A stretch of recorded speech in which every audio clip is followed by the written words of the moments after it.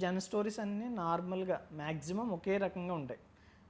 అంటే మనకి కంపారిజన్ చాలా ఈజీగా చెప్తారనమాట. ఎలా అంటే ఒక వ్యక్తి దగ్గర అన్నీ ఉంటాయి. ఏముంటాయంటే డబ్బు ఉంటుంది, పనివాళ్ళు ఉంటారు, లగ్జరీ లైఫ్ ఉంటుంది, ఏది కావాలన్నా కొనుక్కునేంత అన్నీ ఉంటాయి. కానీ ఒక్కటే ఉండదు, అదేంటంటే ఆనందం. సో అన్నీ ఉంటాయి, ఆనందం ఒకటే ఉండదు. కాబట్టి వీటన్నిటిని వదులుకొని ఆనందం ఎక్కడ ఉంటుందా అని వెతుక్కుంటూ తిరుగుతుంటారు అనమాట. మ్యాక్సిమం జన్ స్టోరీస్ అన్నీ ఇలానే ఉంటాయి మనకి. కథలు కాదు, రియల్గా జరిగిన ఇన్సిడెంట్స్, కథలు కాదు, మ్యాక్సిమం కథలు కాదు. ఏంటంటే ఒక జన్ మాస్టర్కి ఒక నార్మల్ వ్యక్తికి మధ్యలో జరిగే ఒక సంఘటననే వాళ్ళు స్టోరీ కింద రాస్తారు. సో అది ఏంటంటే ప్రాక్టికల్గా ఉంటాయి కాబట్టి మనకి చాలా ఈజీగా అర్థమవుతుంది. అంటే ఎగ్జాంపుల్స్ కూడా అలానే ఉంటాయి. మన చుట్టూ ఉన్న వ్యక్తులు అంటే మనం కొంతమందిని చాలా గొప్పగా చూసుకుని ఉంటాం. అంటే ఏదో ఇప్పుడు వరల్డ్ రికార్డ్ సాధించాడు పేపర్లోనో టీవీలోనో వచ్చినప్పుడు ఓకే ఇతను గొప్ప వ్యక్తి అని అనుకుంటాం. అలానే ఏదో పుస్తకం రాశారు, సినిమా తీశారు, ఇంకొకటి ఏదో అంటే ఏదో ఒకటి క్రియేటివ్గా చేసినప్పుడు మన వ్యక్తిని గొప్పగా చూస్తాం జనరల్గా. కానీ చాలా చిన్న చిన్న విషయాల్ని ఎక్కువ రోజుల పాటు, కొన్ని నెలల పాటు, కొన్ని సంవత్సరాల పాటు చేసే వ్యక్తులు చాలామంది ఉన్నారు. అది మనం అబ్జర్వ్ చేస్తేనే పట్టుకోగలం అన్నమాట. ఉంటారు, చాలామంది ఉంటారు. అంటే ఇది కావాలని మళ్ళీ మనం వాళ్ళని పట్టుకుందాం అని చెప్పి అబ్జర్వ్ చేయకూడదు. అది మనకి స్వతహాగా అబ్జర్వ్ చేసే స్కిల్ ఉంటే దొరుకుతారు. అంటే మన చుట్టూ చాలామంది వ్యక్తులు ఉంటారు అలా ఆ రోజు మాట్లాడుకున్నది మనం మా కాలేజీ లెక్చరర్ గురించి అన్నమాట.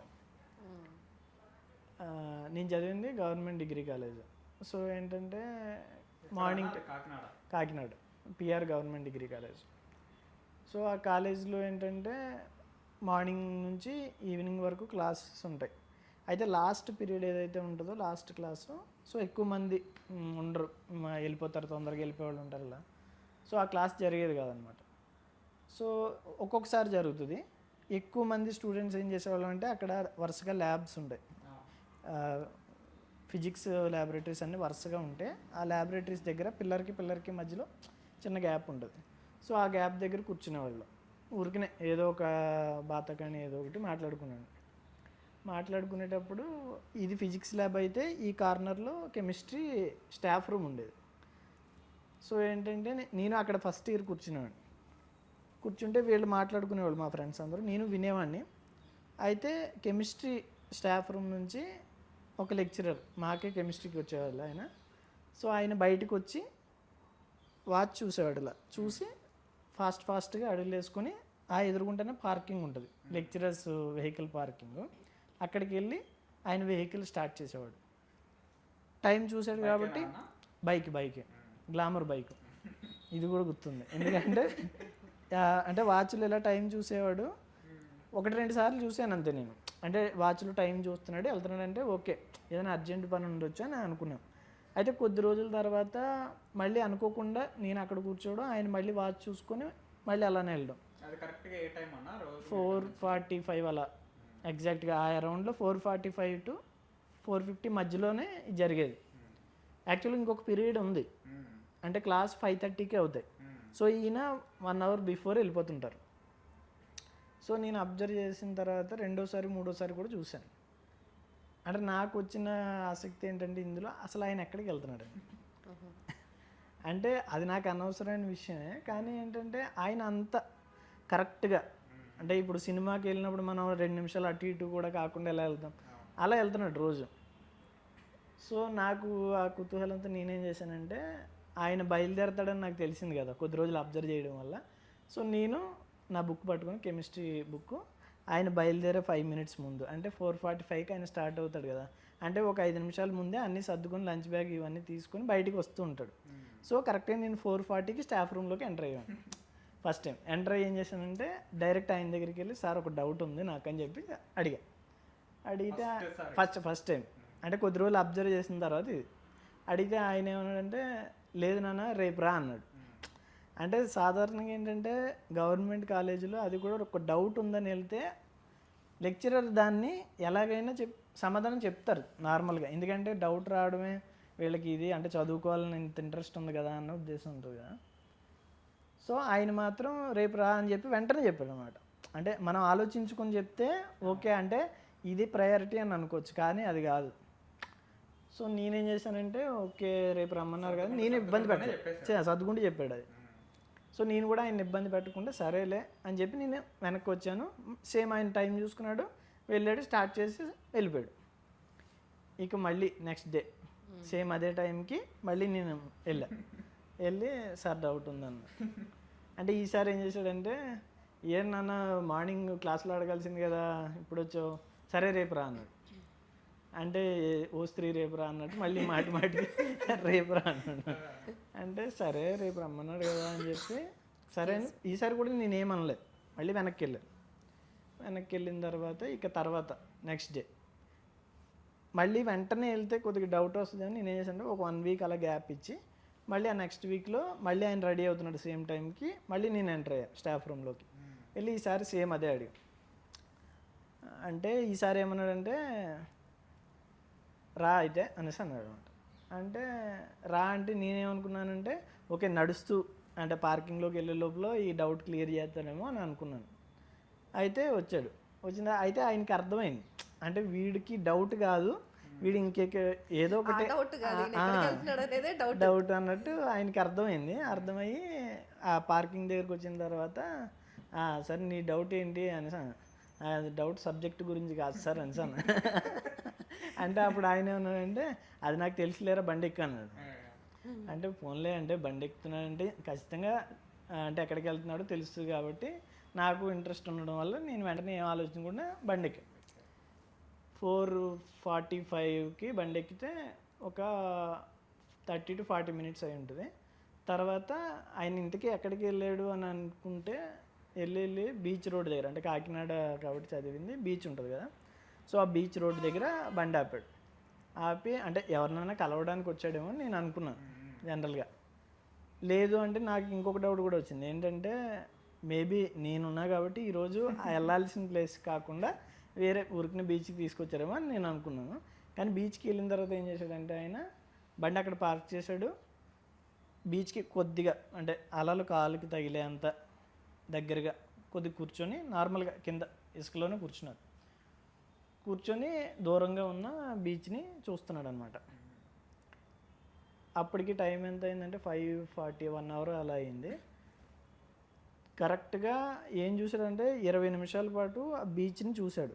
ఇంతకీ ఆయన చూస్తుంది ఏంటంటే సన్సెట్ని, అంటే సూర్యాస్తమయాన్ని చూశాడు అనమాట. నేను అంత అబ్జర్వ్ చేయలేదు, అంటే బీచ్ని చూస్తున్నాను, ఆయన బీచ్ని ఎలా చూస్తున్నాడు అన్నది అబ్జర్వ్ చేసే తప్ప అంటే సన్సెట్ని చూస్తున్నాడు అన్నది అదే పాయింట్ అనేది నాకు అర్థం కాలేదు నిజానికి. ఇది ఒకసారి అయింది. సో మళ్ళీ ఈయన అక్కడికి వెళ్తున్నాడా అని చెప్పి మళ్ళీ నేనేం చేశానంటే ఆయన ఫాలో అయ్యి వెళ్ళాం, నేను మా ఫ్రెండ్. మళ్ళీ సేమ్ అదే బీచ్కి వెళ్ళాడు, సేమ్ అలానే కూర్చున్నాడు, సేమ్ మళ్ళీ అదే చూస్తున్నాడు సన్సెట్ని. అప్పుడు అర్థమైంది కొంత ఏంటంటే ఈయన డైలీ రొటీన్, అంటే కుదిరితే వెళ్తాడు ఖచ్చితంగా, లేదు అంటే మాత్రం ఆగి తర్వాత రోజైనా వెళ్తాడు. అంటే ఏంటంటే ఆయనకి సన్సెట్ చూడడం అనేది కొన్ని సంవత్సరాలుగా ఆయన అలవాటు చేసుకున్న ఒక హ్యాబిట్ అయింది ఆయనకి. సో అంటే నేను అప్పుడున్న నా మెచ్యూరిటీకి నేను డిగ్రీ చదువుతున్నప్పుడు నాకు ఇది అంత అర్థం కాలేదు నిజానికి. అంటే ఒక సన్సెట్ని చూడడానికి డైలీ ఒక వ్యక్తి 30 to 40 minutes ట్రావెల్ చేసి, అది కూడా లాస్ట్ పీరియడ్ని వదులుకొని అక్కడికి వెళ్తాడా, వెళ్ళి అంటే ప్రతిరోజు మ్యాక్సిమం ప్రతిరోజు అంటే బోర్ కొట్టలేదా, అంటే చాలా రకాల క్వశ్చన్స్ వచ్చినాయి. అంటే దీనికోసమేనా ఈయన డైలీ అంత పంచువాలిటీగా వెళ్ళిపోయేది అనేది నాకు డౌట్. అయితే తర్వాత నేను కొద్దిగా మెచ్యూరిటీ వచ్చిన తర్వాత రకరకాల పుస్తకాలు చదివిన తర్వాత నేను ఒకసారి ఒక జన్ స్టోరీ చదివాను. అది చదివిన తర్వాత దీని గురించి నాకు అర్థమైంది. ఒక రిచెస్ట్ పర్సన్ మిలీనియర్ ఒక బీచ్ దగ్గర ఉన్న ఒక ఆశ్రమానికి వెళ్తాడు, ఒక జన్ మాస్టర్ ఉన్న ప్లేస్కి వెళ్తాడు. వెళ్ళి జన్ మాస్టర్ వచ్చిన తర్వాత చెప్తాడు, నాకు ఆనందం కావాలి, ప్రశాంతత కావాలి, ఎక్కడ దొరుకుతుంది, దాన్ని సాధించాలంటే ఏం చేయాలి అని ఇలా తనకున్న ప్రశ్నలన్నీ అడుగుతాడు. దానికి జన్ మాస్టర్ ఒకసారి ఆయన్ని పైకి కిందకి చూసి సమాధానం ఏం చెప్పాడు, లోపలికి వెళ్ళిపోతాడు.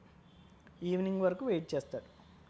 మళ్ళీ బయటకు వస్తాడు జన్మాస్టర్. వచ్చిన తర్వాత మళ్ళీ సేమ్ ఇవే ప్రశ్నలు మళ్ళీ అడిగితే, సరే అయితే రేపు ఉదయం 5:30కి ఇక్కడికి రా అని చెప్పి చెప్తాడనమాట. ఒకటే అంటే వీళ్ళ మాస్టర్స్ సమాధానాలన్నీ అలా ఉంటాయి. అంటే నువ్వు ఎన్ని ప్రశ్నలు అయినా అడుగు, వాళ్ళు ఒక లైన్లో లేదా 1 to 3 words లేదా 1 to 2 wordsలో మాత్రమే సమాధానం చెప్తారు. సో అలా చెప్తాడనమాట. సో వీడు చాలా ఆనందపడతాడు ఈ వ్యక్తి. ఏంటంటే ఓకే రేపు 5:30కు వస్తే ఈ 2 నాకు ఇచ్చేస్తాడు, నేను పట్టుకుని వెళ్ళిపోవచ్చు అనుకో. ఆనందం, ప్రశాంతత. సో ఉదయాన్నే వస్తాడు 5:30కి. వచ్చి జన్మాస్టర్ ఆశ్రమం వైపు చూస్తుంటాడు. డోర్స్ అన్నీ క్లోజ్ చేసి ఉంటాయి, బయట ఎవరు ఉండరు. డోర్ నాక్ చేద్దాం అనుకుంటాడు. సరే 5:30కి రమ్మన్నాడు కదా చూద్దాంలే అని వెయిట్ చేస్తాడు. కరెక్ట్గా 6:30కి జన్మాస్టర్ డోర్ ఓపెన్ చేస్తాడు. వీడికి కోపం వస్తుంది. అంటే నన్ను 5:30కి రమ్మన్నాడు, గంట పాటు నన్ను వెయిట్ చేయించాడు ఎందుకు, కానీ మాట్లాడు, సైలెంట్గా నుంచుంటాడు కోపంగా లోపల అణుచుకొని. ఎందుకంటే ఈ 2 కావాలి కాబట్టి. సో ఆటోమేటిక్గా వాడేం చేస్తాడంటే జన్మాస్టర్, వచ్చావా అని అడుగుతాడు. నేను వచ్చాను, 5:30కే వచ్చాను, నువ్వే రాలేదు అన్నట్టుగా ఒక లుక్ ఇస్తాడు అనమాట. ఇస్తే జన్మాస్టర్ ఏమంటాడు, సరే రేపు రా అయితే 5:30కే అంటాడు. మళ్ళీ వీడి కోపం వస్తుంది. వచ్చి అంటే ఇంతసేపు నేను వెయిట్ చేశాను, అంటే నేను ఒక మిలీనియర్ని, నేను అనుకుంటే నా దగ్గర 100 మంది పనివాళ్ళు ఉంటారు, నేను వచ్చి ఇసుకలో ఇక్కడ ఎందుకు నుంచోవాలి వీడి దగ్గర అని ఇలా రకరకాల ప్రశ్నలు వస్తాయి. సర్లే పోన్లే ఏదో ఒక సమాధానం అయితే వీడు చెప్తాడేమో చూద్దామని చెప్పి రేపు మళ్ళీ వస్తాడు. మళ్ళీ సేమ్ 5:30కి వచ్చి నుంచుంటాడు. సేమ్ ఎగ్జాక్ట్గా 6:30కి డోర్ ఓపెన్ చేస్తాడు జన్మాస్టర్. ఓపెన్ చేస్తే మళ్ళీ వీడు చూస్తాడు, చూసి వచ్చావా అడుగుతాడు.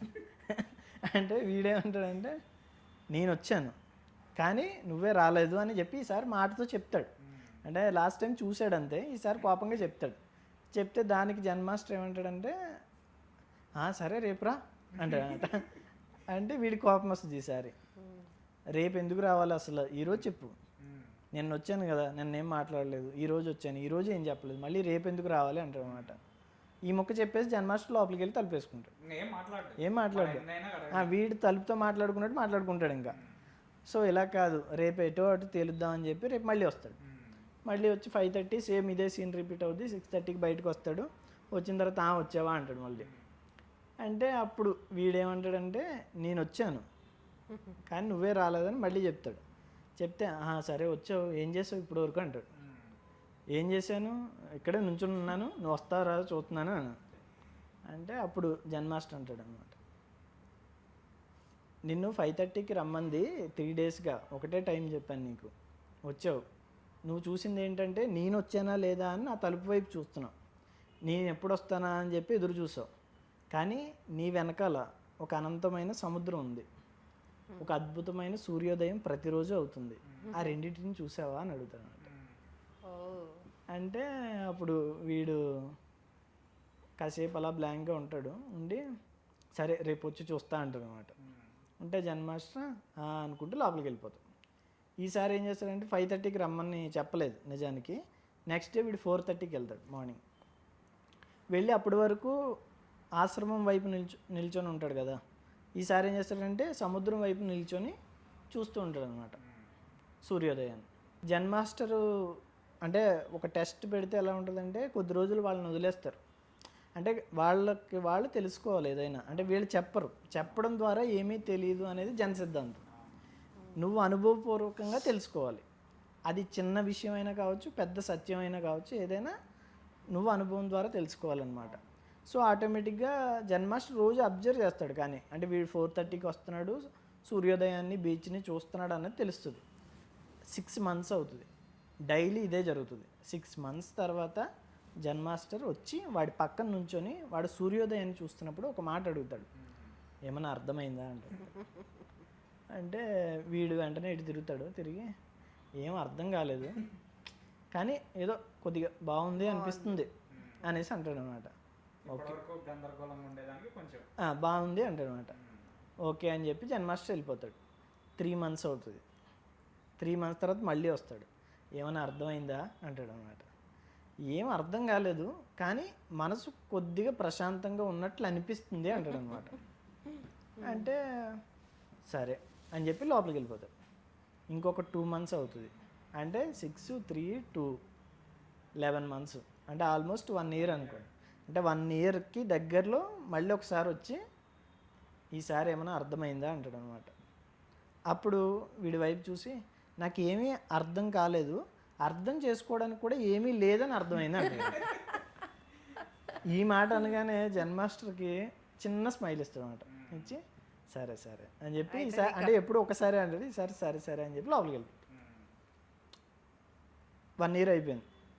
డైలీ ఈ రొటీన్ జరుగుతుంటే ఒకరోజు మాత్రం జెన్ మాస్టర్ 6:30కి తలుపు ఓపెన్ చేసి బయటకు వస్తాడు కదా ఆశ్రమం డోరు. వీడు 6 o'clockకి సూర్యోదయాన్ని చూశాడు ఆ రోజు. అంటే ఎప్పుడు వాడి చూపు దూరంగా, అంటే బీచ్ వైపు, సూర్యోదయం సన్ రైజ్ వైపే ఉండేది. ఆ రోజు ఏమవుతుందంటే సడన్గా వీడి కాళ్ళ దగ్గరికి ఒక కెరటం అలా వచ్చి కాళ్ళకి టచ్ అయ్యి వేగంగా వెనక్కి వెళ్తుంది. వెనక్కి వెళ్ళినప్పుడు వీడి కాళ్ళ దగ్గర చూసుకుంటే అక్కడ చిన్న నత్తగుళ్ళు ఉంటుంది అన్నమాట. అంటే చిన్న శంఖం టైపు నత్తగుళ్ళు ఒకటి ఉంటుంది. అప్పుడు ఆ నత్తగుళ్ళని చేతిలోకి తీసుకుని దాన్ని కాసేపు చూసి వెంటనే జెన్ మాస్టర్ దగ్గరికి వెళ్ళి డోర్ నాక్ చేస్తాడు. నాకు అర్థమైంది, ఈరోజు నాకు అర్థమైంది అంటాడు అనమాట. సో డోర్ ఓపెన్ చేసి ఏం అర్థమైంది నీకు అంటాడు అనమాట. ఆ నత్తగుళ్ళు ఉంటుంది కదా, ఆ శంఖాన్ని జెన్ మాస్టర్ చేతిలోకి ఇచ్చి, నేను ప్రతిరోజు సూర్యోదయాన్ని చూశాను, ఎలా అవుతుంది, ఎంత బాగుంది, ఎంత అందంగా ఉంది, కలర్ఫుల్గా ఉంది. ఆ సూర్యకిరణాలు సముద్రం పైన పడినప్పుడు, ఆ కెరటాల పైన పడినప్పుడు ఆ రంగు మారి ఎంత కలర్ఫుల్గా ఉంది, కళ్ళకి ఇంపుగా ఉంది, మొత్తం ఒక బ్యూటిఫుల్ సీనరీ చూసినట్టు అనిపించింది. ఇలా అని ఒక అందం వైపు మాత్రమే నా దృష్టి వెళ్ళింది. కానీ ఎందుకు ఈరోజు నాకు కింద చూడాలనిపించింది. కాళ్ళు చూసినప్పుడు ఈ నత్తగుళ్ళని నా కాళ్ళ దగ్గరికి చేర్చడానికి, అంటే నా పాదాల దగ్గరికి ఈ నత్తగుళ్ళ రావడానికి సమస్త సముద్రం దీనికి సాయం చేసి ఆ నత్తగుళ్ళను నా దగ్గరికి తీసుకొచ్చింది అని అర్థమైంది అంటారు అనమాట. ఈ మాట విన్నప్పుడు జెన్ మాస్టర్కి చాలా ఆనందపడతారు అనమాట. ఇంతే జీవితం, నీకు ఇప్పటికి అర్థమైంది. అసలు జీవితం అంటే ఏంటంటే ఏదైనా చెయ్యి, నువ్వు ఎంత పెద్ద పనైనా చెయ్యి, ఎంత డబ్బైనా సాధించు, నువ్వు దానికి ఎన్ని పేర్లైనా పెట్టుకో, అంటే ఇన్ని కోట్లు నేను సంపాదించి, నేను మిలియనీర్ని, నేను రిచెస్ట్ పర్సన్ని, నువ్వు ఎన్నైనా అనుకో, కానీ అవేవి నువ్వు సాధించావని మాత్రం అనుకోకు అంటాడు అనమాట. ఎందుకు అంటే ఇప్పుడు ఒక వ్యక్తి ఏదైనా ఒకటి సాధించాడు అంటే, ఫర్ ఎగ్జాంపుల్ ఈ ఫోన్నే ఇలా నేను లిఫ్ట్ చేశాను, ఇది నేను లిఫ్ట్ చేశాను అంటే కాదు, నా వల్ల మాత్రమే కాలేదు. అంటే ఈ లిఫ్ట్ చేయడానికి కావాల్సిన శక్తి నాకు ఎలా వచ్చింది, నేను తిన్న ఫుడ్ వల్ల వచ్చింది. ఆ ఫుడ్ నాదా కాదు, ఆ ఫుడ్ పండించిన వ్యక్తికి కూడా అందులో భాగం. పోనీ ఆ వ్యక్తి వల్లే అది సాధ్యమైందా కాదు, ఆ పంట పండడానికి కారణం ప్రకృతి. సో ఏంటంటే ఈ సైకిల్ ఎప్పుడు ఇలా తిరుగుతూనే ఉంటుంది. దీని మధ్యలో వచ్చిన 2-3 వ్యక్తులు ఉంటారు కదా, అంటే 2-3 అంటే నేను అనేది మనుషులు కావచ్చు, ఎవరైనా కావచ్చు. వీళ్ళు ఏమనుకుంటారంటే అంతా నా వల్లే జరుగుతుంది అని అనుకుంటారు అనమాట. నిజానికి ఏంటంటే నీ వల్ల ఏమీ కాదు, ఏదైనా సరే నీ ద్వారా అవుతుంది. అంటే ప్రకృతి నిన్ను ఈ పని చేయించడానికి ఒక టూల్గా వాడింది, ఎంచుకుంది అని అర్థం అంతే. కానీ ఈ సమస్తం చేయడానికి నేనే, నా వల్లే అయింది అనే అహం ఉంటే వాడికి ఎప్పటికీ కూడా అసలు విషయం అర్థం కాదనమాట. అంటే ఒక మిలియనీర్కి అన్నాళ్ల పాటు ఎంతో డబ్బు సంపాదించాడు, ఎంతోమంది వ్యక్తులను కలిసి ఉంటాడు, ఎంతో జీవితం చూస్తుంటాడు, కానీ ఆ జీవితంలో ఎప్పటికీ కూడా ఆనందం, ప్రశాంతత అనేది దొరకలేదు. సో ఆ రెండు కావాలి అనుకుంటూ అన్నీ వదిలేసుకుని ఈ జెన్ మాస్టర్ దగ్గరికి వచ్చాడు. వచ్చి దాదాపు సంవత్సరం పూర్తయిన తర్వాత అసలు విషయం అర్థమైంది. ఇంతకీ విషయం ఏంటంటే నువ్వు అబ్జర్వ్ చేయాలి, అసలు విషయం ఏంటో తెలుసుకోవాలి అన్నది జెన్ మాస్టర్ మాటల్లో చెప్పకుండా ఇన్ ప్రాక్టీస్ ఆయన్ని రోజు సముద్రం దగ్గరికి వచ్చి నుంచోబెట్టాడు అన్నమాట. నుంచోబెట్టడం వల్ల అర్థమైంది. ఇక్కడ జెన్ మాస్టర్ చెప్పింది ఏం లేదు, అది అర్థం కావడానికి కావాల్సిన ఒక సందర్భాన్ని, ఒక పరిస్థితిని క్రియేట్ చేశాడు అంతే. ఈ స్టోరీ చెప్పడానికి రీజన్ ఏంటంటే నాకు కూడా ఆ లెక్చరర్ని చూసినప్పుడు నాకు అర్థం కాలే. జెన్ మాస్టర్ స్టోరీ ఎప్పుడో ఒకసారి చదివినప్పుడు అక్కడ అంటే అప్పుడు నిజమే కదా, అంటే ఒక సూర్యోదయాన్ని లేదా ఒక సూర్యాస్తమయాన్ని చూడడానికి ఒక వ్యక్తి అంత తాపత్రయపడ్డాడు. అంటే ప్రతిరోజు, అంటే ఇప్పుడు ఒక పని 1 రోజు 2 రోజులు 3 రోజులు చేయొచ్చు, కానీ కొన్ని సంవత్సరాల పాటు చేయాలంటే అది ప్రయత్నపూర్వకంగా జరగకూడదు, అప్రయత్నంగా జరిగితేనే సాధ్యం అవుతుంది. అంటే దానివల్ల ఆయన ఆయన ఏమి పొందే లాభం లేదు, ఏం లేదు, జస్ట్ ఆనందం తప్ప. ఆ, అంటే ఊరికినే ఆ సూర్యోదయాన్ని సూర్యాస్తమయాన్ని చూసేటప్పుడు ఆ వ్యక్తికి మనసు స్లో డౌన్ అయింది, మనసు ఎందుకు నిశ్చలంగా అయింది, బాగుందని అనిపించింది. సో అది అయితే ఇక్కడ ఇంకొకటి కూడా ఉంది. ఎప్పుడైనా ఇలాంటి ఒక హాబీని ప్రకృతితో గడపడాన్ని ఎంజాయ్ చేయొచ్చు, హ్యాపీగా ఫీల్ అవ్వచ్చు, ప్రశాంతతను అనుభవించవచ్చు, ఆస్వాదించవచ్చు. కానీ దాన్ని మళ్ళీ ఒక వ్యసనంగా అలవాటు కింద మార్చుకోకూడదు. అంటే ఎలా అవ్వాలి అంటే, ఇప్పుడు మా లెక్చరరు సూర్యోదయాన్ని సూర్యాస్తమయాన్ని ప్రతిరోజు చూడడానికి ట్రై చేశాడు.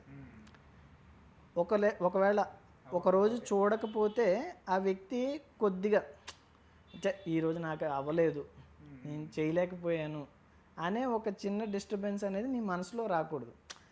నేను నిన్న చూశాను, మొన్న చూశాను, ఈరోజు చూడలేదు, చూడకపోయినా కూడా నాకేం కాదు, మళ్ళీ రేపు జీవితం ఉంటే మళ్ళీ చూస్తాను, ఇలా ఉండాలి తప్ప నేను చూడలేకపోయాననే రిగ్రెట్ ఫీలింగ్ ఎప్పుడు ఉండకూడదు. ఆ క్షణాన్ని ఆస్వాదించగలగాలి. అంటే ఇది లేదు అంటే ఏమవుతుందంటే, నిన్న చూసినప్పుడు ఆనందంగా ఉన్నాం, మొన్న చూసినప్పుడు ఆనందంగా ఉన్నాం, ఈరోజు చూడలేదని చెప్పి నిన్న మొన్న వచ్చిన ఆనందాన్ని వదిలేసి, ఈ రోజు ఉన్న ఈ క్షణాన్ని వదిలేసి మళ్ళీ తర్వాత ఎప్పుడైనా కుదురుతుందో లేదా అనే ఆలోచనలో ఈ వర్తమానం అనేది గతం భవిష్యత్తుతో నిండిపోతుంది. నిజానికి ఆ గతం భవిష్యత్తు రెండు లేదు, ఉన్నది వర్తమానం మాత్రమే, అయిపోయింది, తెలీదు. సో దాని గురించి ఎక్కువ ఆలోచించకూడదు. అంటే ఈ క్షణంలో ఉన్నప్పుడు మాత్రమే అది సాధ్యం అవుతుంది. ఈ రిగ్రెట్ ఫీలింగ్ అనేది ఉండదు అసలు.